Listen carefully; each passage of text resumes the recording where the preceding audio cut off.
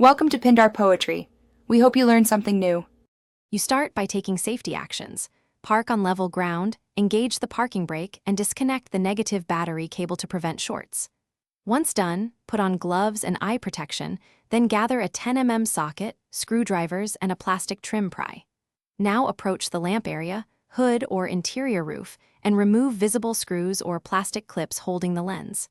Snap a trim tool under the edge to avoid damage. Lift the cover just enough to expose the bulb or connector for the next step. With the lens lifted, you'll locate the electrical connector. Press its release tab and pull straight back while steadying the assembly with your other hand. Once disconnected, identify the bulb type. Twist bayonet bulbs counterclockwise or pull straight out for wedge-style bulbs. Do not touch glass with bare fingers because oils shorten life. If you need to remove the entire assembly, find the 2 to 4 mounting bolts, remove them with a socket, and support the assembly as the last bolt comes free so it doesn't fall.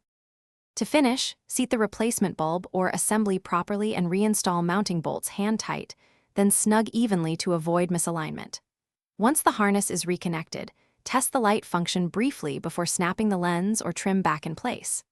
After confirming operation, reconnect the negative battery cable and verify illumination under normal conditions. If the light doesn't work, make sure the fuse is good, connector pins aren't corroded, the ground is secure, and the bulb is seated correctly. Those fixes usually resolve most failures. Thanks for watching. Consider subscribing if we helped you.